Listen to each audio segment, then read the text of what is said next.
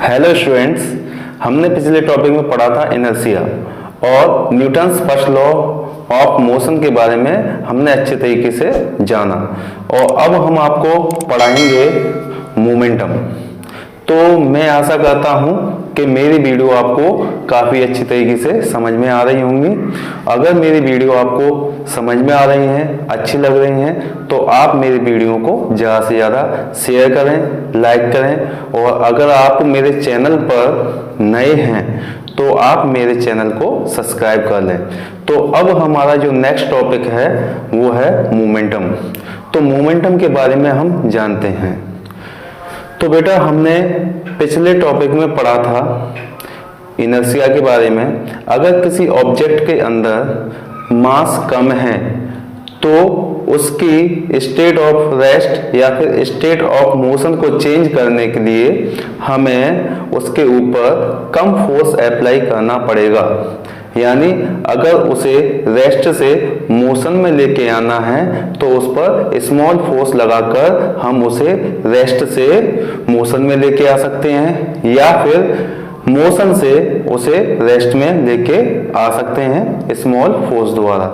उधर अगर किसी ऑब्जेक्ट के अंदर लार्ज मास है, काफी ज्यादा मास है, तो हमें अपने फोर्स की वैल्यू बढ़ानी पड़ेगी। हमें उस पर ज्यादा फोर्स अप्लाई करना पड़ेगा उसके स्टेट को चेंज करने के लिए। यानी अगर ऑब्जेक्ट हैवी ऑब्जेक्ट रेस्ट में रखा हुआ है तो उसे मोशन में लाने के लिए हमें लार्ज फोर्स लगाना पड़ेगा, यानी हमें बहुत ज़्यादा फोर्स अप्लाई करना पड़ेगा। अगर ऑब्जेक्ट मोशन में है तो उसे रोकने के लिए हमें, यानी उसे रेस्ट में लाने के लिए हमें बहुत ज़्यादा फोर्स अप्लाई करना पड़ेगा। तो अब हम यहाँ से एक कंक्लूजन निकाल सकते हैं, हम कंक्लूड कर सकते हैं कि अगर ऑब्जेक्ट के अंदर कम मास है तो हमें फोर्स कम लगाना पड़ रहा है, और अगर ऑब्जेक्ट के अंदर ज्यादा मास है तो हमें ज्यादा फोर्स लगाना पड़ रहा है। तो इसका मतलब ये हुआ कि फोर्स जो है किसके ऊपर डिपेंड कर रहा है, यानी मास के ऊपर डिपेंड कर रहा है। तो हम इसे कह सकते हैं कि force is directly proportional to mass. तो हमारा जो टॉपिक है वो क्या है बेटा, मोमेंटम। मोमेंटम। तो हमने क्या कंक्लूजन निकाला, अगर ऑब्जेक्ट के अंदर मास स्मॉल m यानी m1 मास है, तो ऑब्जेक्ट छोटा है तो उसके ऊपर हमें मिनिमम फोर्स लगाना पड़ेगा। क्या लगाना पड़ेगा, F जो अप्लाई करना पड़ेगा वो मिनिमम अप्लाई करना पड़ेगा। अगर ऑब्जेक्ट बड़ा है, इसका मास जो है वो क्या है m2, तो इसके ऊपर हमें फोर्स जो अप्लाई करना पड़ेगा वो कितना करना पड़ेगा, मैक्सिमम फोर्स अप्लाई करना पड़ेगा इसके रेस्ट से मोशन में लाने के लिए, इसे भी रेस्ट से मोशन में लाने के लिए। यानी स्मॉल ऑब्जेक्ट तो उसके अंदर मास स्मॉल होगा, बड़ा ऑब्जेक्ट है तो इसके अंदर मास भी ज्यादा होगा। तो अगर ये ऑब्जेक्ट रेस्ट में है तो इसे मोशन में लाने के लिए हमें कम फोर्स लगाकर काम चल जाएगा। अगर बड़ा वाला ऑब्जेक्ट रेस्ट में है तो इसे हमें अगर मोशन में लेके आना है तो हमें फोर्स मैक्सिमम लगाना पड़ेगा, जब जाकर ये मोशन में आएगा। तो इसका मतलब ये हुआ कि जो फोर्स जो है सीधा सीधा मास के ऊपर डिपेंड करता है। तो हम इसे लिख सकते हैं फर्स्ट पॉइंट में, force is directly proportional to mass. तो हम यहाँ पर लिख सकते हैं force is directly proportional to mass. तो यानी हम ऐसे लिख सकते हैं, अगर हम फोर्स को F से डिनोट करें और मास को हम M से डिनोट करें तो F directly proportional to M। ठीक है, तो ये सीधा सीधा रिलेशन आया। अगर मास इंक्रीज होगा तो फोर्स भी इंक्रीज हो जाएगा, इतना समझ में आया। अगर मास की वैल्यू कम होती है तो फोर्स की भी वैल्यू कम हो जाएगी। ठीक है, तो फोर्स का मास के साथ सीधा सीधा रिलेशन निकलता है। अब नेक्स्ट देखते हैं सेकंड पॉइंट। हमने क्या देखा कि अगर हम इस पर ज्यादा फोर्स अप्लाई करें, यानी ये छोटा ऑब्जेक्ट है और अगर हम इस पर ज्यादा फोर्स अप्लाई करें तो ये रेस्ट से मोशन में आएगा। कैसे आएगा? बहुत हाई स्पीड के साथ। हाई स्पीड का मतलब बहुत तेजी से ये मोशन में आएगा। अगर हम इसी ऑब्जेक्ट पर स्मॉल फोर्स अप्लाई करें तो ये बहुत ही स्लो चलना स्टार्ट करेगा। तो इसका मतलब ये है कि अगर हम किसी ऑब्जेक्ट पर ज्यादा फोर्स लगाएंगे तो उसके अंदर ज्यादा वेलोसिटी पैदा हो जाएगी या फिर स्पीड पैदा होगी। अगर हम किसी ऑब्जेक्ट पर कम फोर्स अप्लाई करेंगे तो उसके अंदर कम वेलोसिटी पैदा होगी। हम एक एग्जांपल से समझ सकते हैं कि जैसे हमारे पास फुटबॉल है, ठीक है, और हमने उस पर बहुत धीरे से किक किया। हमने क्या किया? ये एक फुटबॉल है, ठीक है,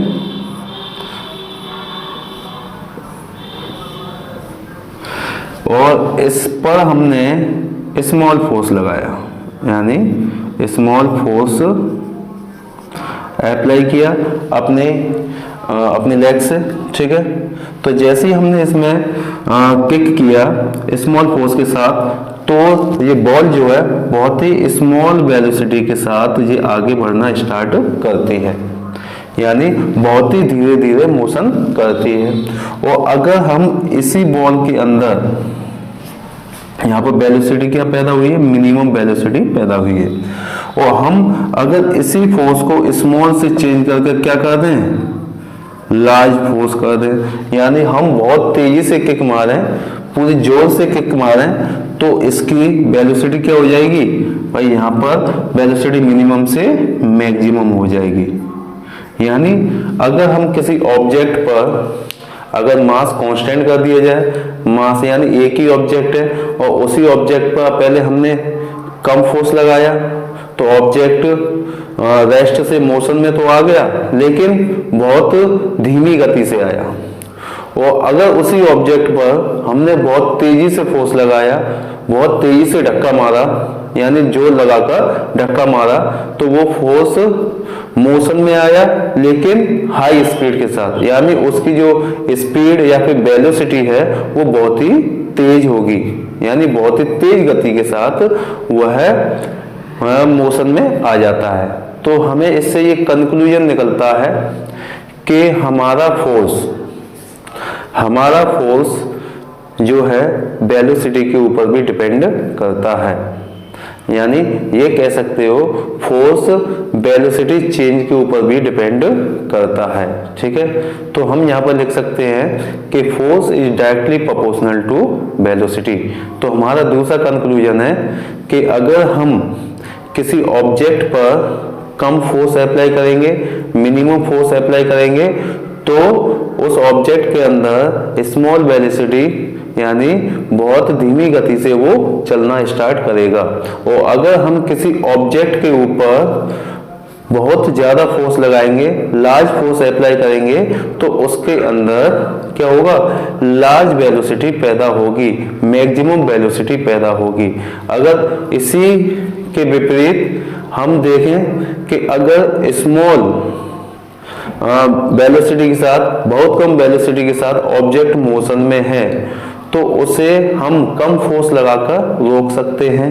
और अगर वेलोसिटी ज्यादा है तो उसे रोकने के लिए हमें बहुत ही ज्यादा फोर्स लगाना पड़ेगा। यानी अगर ज्यादा वेलोसिटी से मोशन कर रहा ऑब्जेक्ट और उसे हमें रेस्ट में लेके आना है तो हमें उसके ऊपर बहुत ही ज्यादा फोर्स लगाना पड़ेगा। और अगर कोई ऑब्जेक्ट बहुत ही स्लो स्पीड के साथ मोशन कर रहा है तो हमें उसे रोकने के लिए बहुत ही कम फोर्स अप्लाई करना पड़ेगा। तो इसका मतलब ये है कि force is directly proportional to velocity. अगर वेलोसिटी में इंक्रीमेंट होगा तो फोर्स में भी इंक्रीमेंट होगा, और अगर सीधी सी बात है वेलोसिटी घटती है तो फोर्स की वैल्यू भी घटेगी। तो हम इसे सेकंड पॉइंट लिख लेते हैं,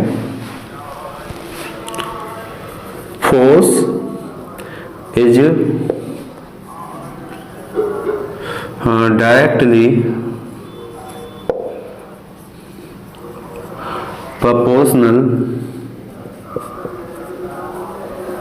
proportional to velocity। ठीक है, तो हम इसे ऐसे लिखेंगे F directly proportional to V। ठीक, तो हमारे पास दो इक्वेशन आ गई, F directly proportional to mass और force directly proportional to velocity. अब हम क्या करते हैं, इन दोनों को कंबाइन कर लेते हैं।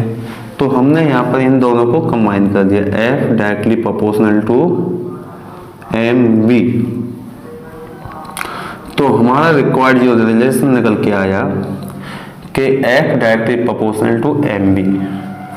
तो बेटा हमने दोनों को कंबाइन किया तो हमने इसे क्या किया, मल्टीप्लाई में रखा है, मास और वेलोसिटी को मल्टीप्लाई में रखा है। तो आप सर ये आप कहेंगे कि सर आपने इन दोनों को मल्टीप्लाई में क्यों रखा, आप इन दोनों को ऐड भी कर सकते थे, मास प्लस वेलोसिटी कर सकते थे। ठीक है, तो या फिर मास माइनस वेलोसिटी कर सकते थे, अदर भी तो ऑपरेशन थे, तो आपने मल्टीप्लिकेशन ऑपरेशन ही क्यों किया। तो बेटा मैं आपको समझाता हूं कि अगर मैं F डायरेक्टली, हम मान लेते कि F directly m plus b कर दिया मैंने दोनों को मिलाकर, तो सपोज करो कि किसी ऑब्जेक्ट के अंदर मास 0 है। हम मान लेते हैं किसी ऑब्जेक्ट के अंदर मास 0 है।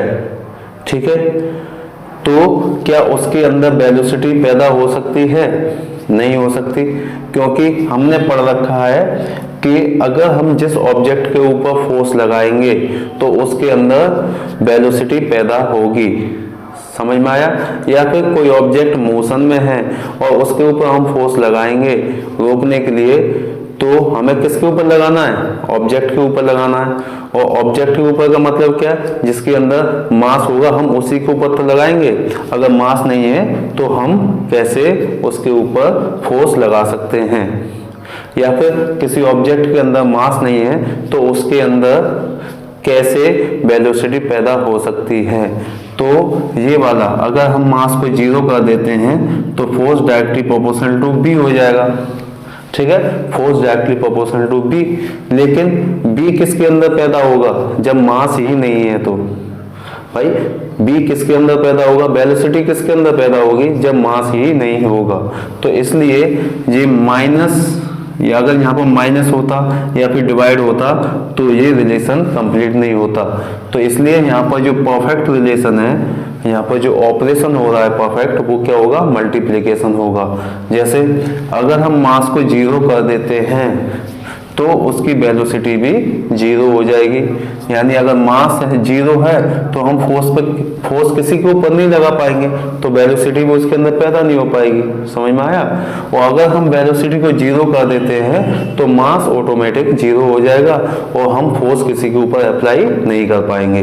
तो इसका मतलब क्या है कि जो हमने जो रिक्वायर्ड रिलेशन निकाला है मास इंटू वेलोसिटी, ये बिल्कुल परफेक्ट है। जो किसके डायरेक्टली प्रोपोर्शनल है, फोर्स के डायरेक्टली प्रोपोर्शनल है। तो इसलिए ये वाला रिलेशन क्या होगा, रॉन्ग होगा। ठीक है, तो अब हम इसे थोड़ा सा समझ लेते हैं। तो हमारी जो वैल्यू आई है, तो हम जरा इसे देखते हैं। अगर मास में इंक्रीमेंट होगा तो फोर्स में भी इंक्रीमेंट होगा। इतना समझ में आया। तो ये रिलेशन क्या बता रहा है, अगर मास में मैं इंक्रीमेंट कर देता हूं, अगर मास में किसी ऑब्जेक्ट का 2 टाइम्स इंक्रीज कर देता हूं तो फोर्स भी 2 टाइम्स इंक्रीज हो जाएगा। और अगर मैं वेलोसिटी को 2 टाइम्स इंक्रीज करता हूं तब भी फोर्स 2 टाइम्स इंक्रीज होगा। समझ में आया? तो इसका मतलब क्या है कि फोर्स जो है मास और वेलोसिटी पर सीधा सीधा डिपेंड करता है। तो अब ये मास इंटू वेलोसिटी, मास का प्रोडक्ट वेलोसिटी के साथ है, तो इसी को हम क्या बोलते हैं? मोमेंटम बोलते हैं। तो अगर मैं इसे क्या दे दूं, अगर इसे हम लिख दें, हम यहाँ पर लेट कर देते हैं, लेट, या लेट मत कीजिए, तो यहाँ पर लिख लेते हैं here M B equal to P, where P क्या है यहाँ पर? मोमेंटम।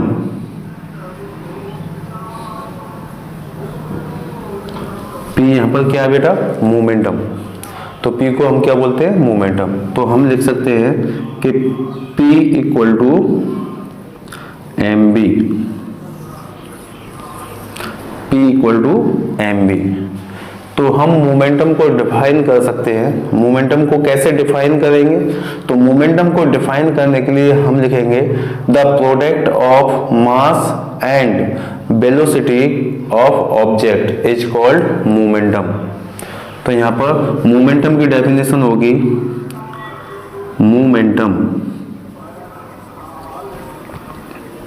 मोमेंटम की डेफिनेशन होगी the product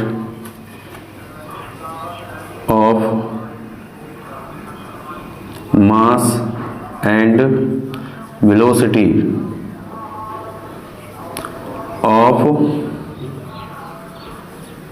of object is called momentum.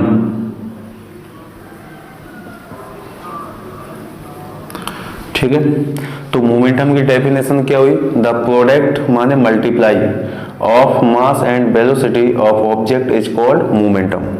ठीक है, इतना समझ में आया? तो अब जरा हम इसके बारे में थोड़ा सा और समझते।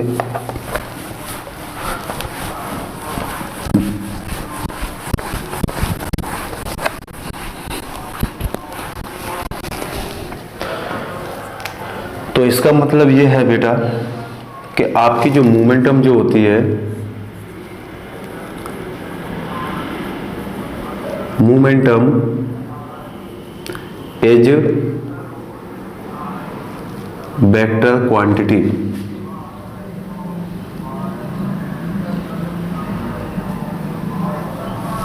ठीक है, it need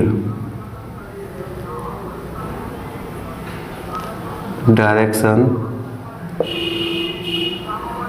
as well as magnitude.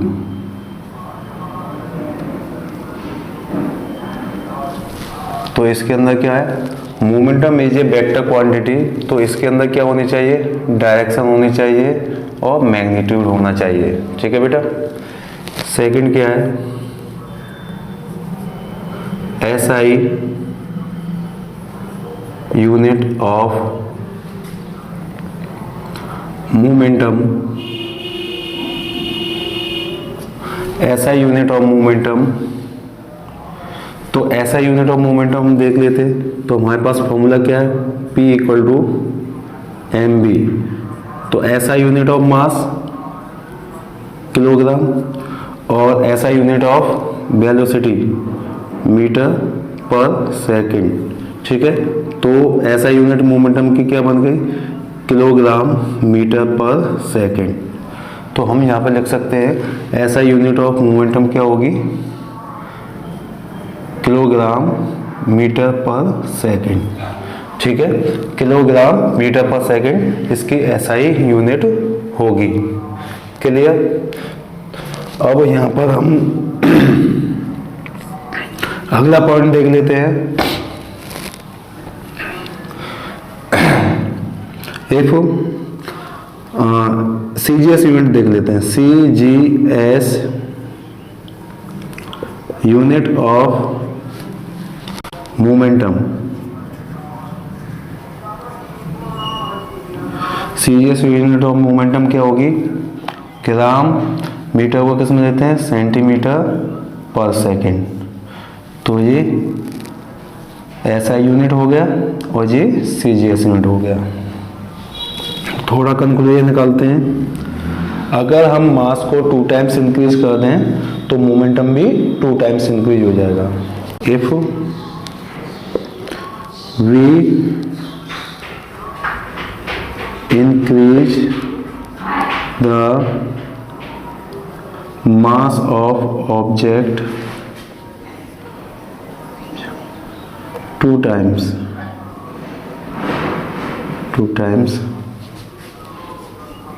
then momentum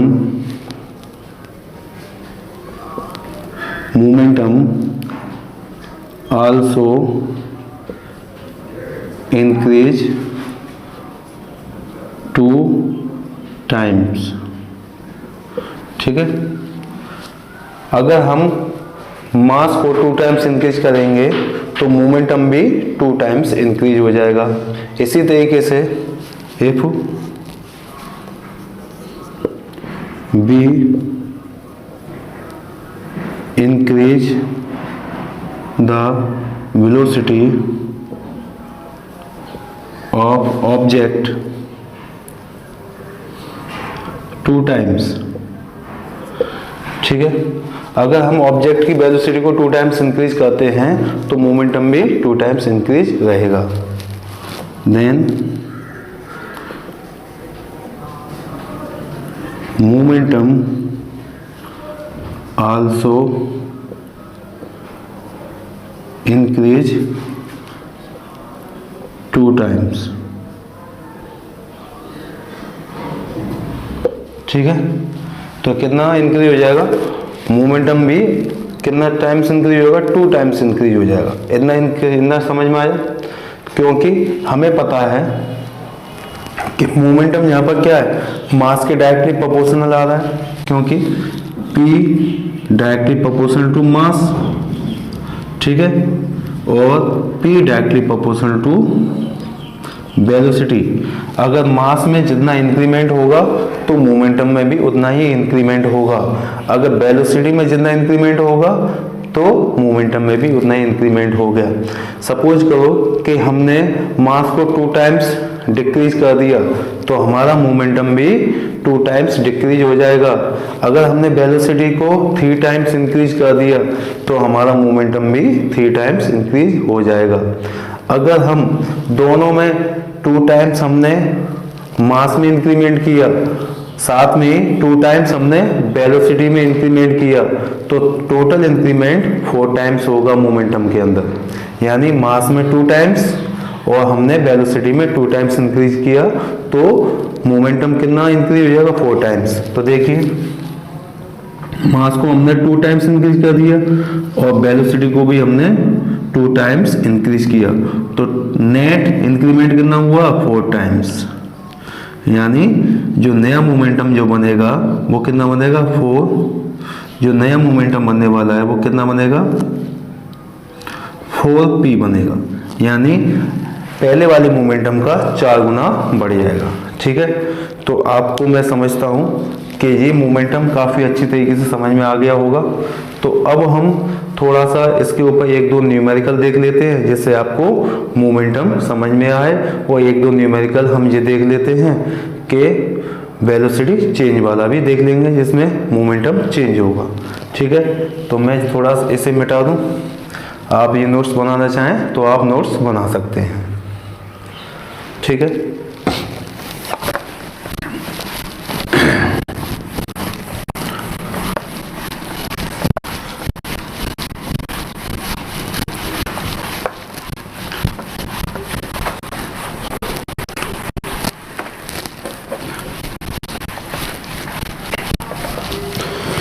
तो देखिए बेटा, हम एक छोटा सा न्यूमेरिकल ले लेते हैं। तो जैसे किसी ऑब्जेक्ट के अंदर मास 5 किलोग्राम है, किसी ऑब्जेक्ट के अंदर मास, ये ऑब्जेक्ट है, इसके अंदर मास जो दिया हुआ है वो कितना 5 kg दे रखा है, और ये वेलोसिटी 5 मीटर पर सेकंड की स्पीड से चल रहा है। इसकी वेलोसिटी कितनी है? 5 मीटर पर सेकंड है। तो इसके अंदर मोमेंटम क्या होगा, हमें पता करना है कि इसके अंदर मोमेंटम क्या होगा। तो हमें मोमेंटम का फॉर्मूला पता है कि मोमेंटम इक्वल टू होता है, मोमेंटम P इक्वल टू होता है मास इंटू वेलोसिटी। तो मास इंटू वेलोसिटी यानी लिख सकते हो mv। तो m की वैल्यू कितनी है? 5 किलोग्राम मल्टीप्लाई वेलोसिटी कितनी दे रखी है? 5 मीटर पर सेकंड। तो हम यहाँ पर लिख सकते हैं 5 5 जा 25 kg मीटर पर सेकंड। ठीक है, तो आपका मोमेंटम कितना हुआ? 25 kg मीटर पर सेकंड हुआ। इसी तरीके से एक और क्वेश्चन देखते हैं। ठीक है, एक ऑब्जेक्ट है,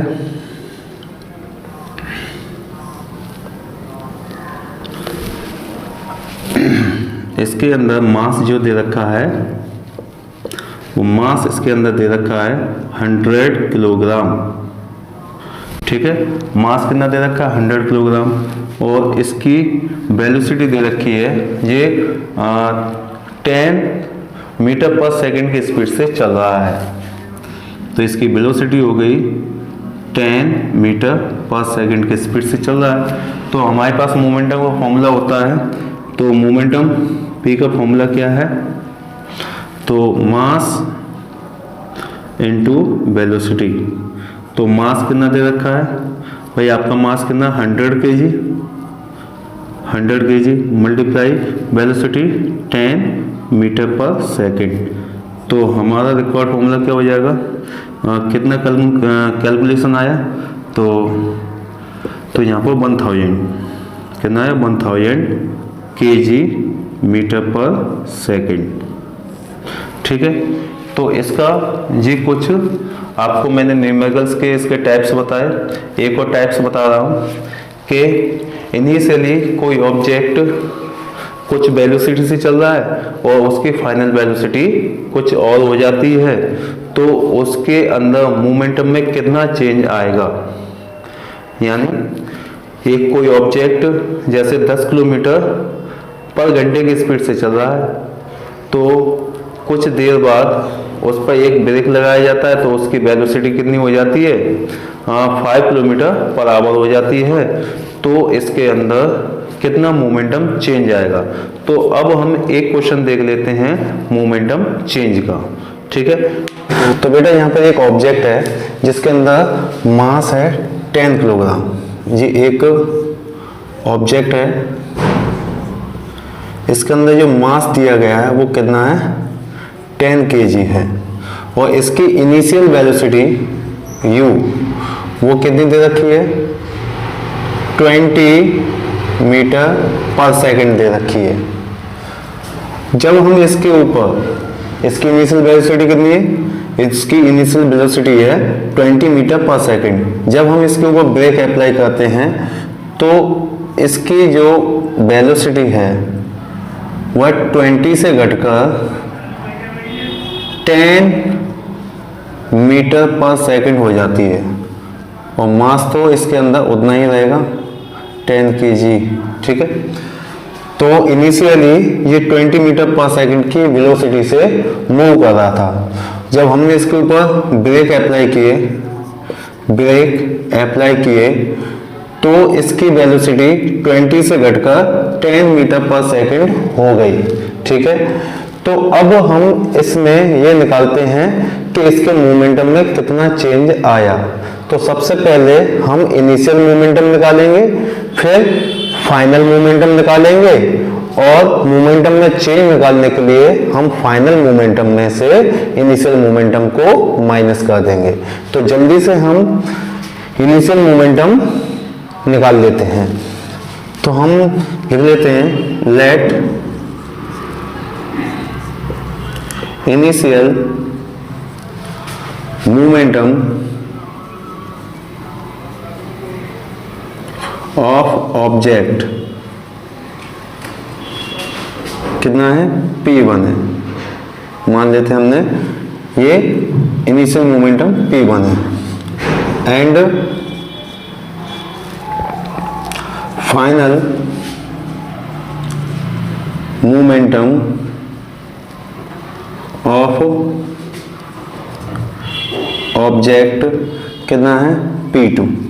हमने मान लिया कि ऑब्जेक्ट का इनिशियल मोमेंटम जो है वो P1 है और फाइनल मोमेंटम कितना है, P2 है। तो इनिशियल मोमेंटम का फॉर्मूला क्या होगा, मास इंटू इनिशियल वेलोसिटी। तो P1 इक्वल टू होगा यहाँ पर मास इंटू इनिशियल वेलोसिटी, ठीक है। और यहाँ पे लिख सकते हैं m इंटू यू, क्योंकि मास ऑब्जेक्ट का m दे रखा है और इनिशियल वेलोसिटी u है। और हम यहाँ पर P2 निकालेंगे तो mass of object multiply final velocity, final velocity, ठीक है। तो मास इंटू फाइनल वेलोसिटी। तो पहले सबसे पहले हम इस फॉर्मूले से P1 निकाल लेते हैं। तो P1 का फॉर्मूला क्या है, m mass into initial velocity.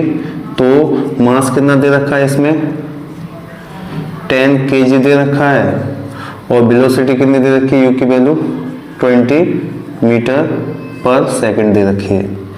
तो इसे मल्टीप्लाई करके कितना आया, 200 kg मीटर पर सेकंड आया। इसी तरीके से P2 की वैल्यू भी निकाल देते हैं जल्दी से। P2 तो मास इंटू फाइनल वेलोसिटी।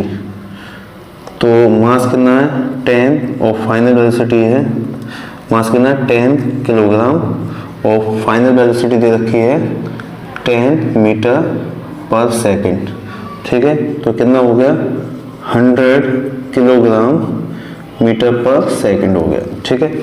तो अब हम मोमेंटम में चेंज निकालेंगे। तो देखेंगे चेंज इन मोमेंटम, मोमेंटम इसे डेल्टा P से डिनोट करते हैं, डेल्टा P से। तो change in momentum equal to होगा, यानी चेंज इन मोमेंटम यहाँ पे लिख सकते हो डेल्टा P इक्वल टू होगा final momentum minus initial momentum, final momentum minus initial momentum, initial momentum, ठीक है। तो फाइनल मोमेंटम हमने कितना माना P2 और इनिशियल मोमेंटम कितना माना P1। तो थोड़ा और लग रहा है, इसे हम P2 माइनस P1। तो P2 की वैल्यू कितनी है 100 kilogram metre per second, 100 kilogram metre per second minus, और P1 की वैल्यू कितनी है 200 kg मीटर पर सेकंड, ठीक है। तो हमने अभी इनिशियली माना है, तो हमने चेंज इन मोमेंटम निकाल रहे हैं। तो चेंज इन मोमेंटम का फॉर्मूला होता है final momentum minus initial momentum. तो फाइनल मोमेंटम हमारा कितना है P2 है, तो P2 लगा दिया, और इनिशियल मोमेंटम कितना है P1 है, तो P1। तो delta P equal to P2 minus P1 लगाया। तो डेल्टा P2 की वैल्यू अभी हमने कितनी निकाली है 200 kg मीटर पर सेकेंड, और फाइनल मोमेंटम की वैल्यू कितनी निकाली है 100 kg मीटर पर सेकेंड। ये तो आपका इनिशियल मोमेंटम और ये फाइनल मोमेंटम। तो फाइनल मोमेंटम कितना हो गया हमारा 100 kg मीटर पर सेकेंड की वैल्यू यहाँ पर पुट कर दी, ठीक है। और फाइनल मोमेंट इनिशियल मोमेंटम की वैल्यू यहाँ पर पुट कर दी। तो चेंज कितना आया माइनस का 100 किलोग्राम मीटर पर सेकेंड चेंज आया, ठीक है। तो मोमेंटम में रिक्वायर्ड चेंज कितना आया डेल्टा P की वैल्यू कितनी आई माइनस 100 किलोग्राम मीटर पर सेकेंड। तो ये आपका एक एग्जाम्पल हो गया चेंज इन मोमेंटम का।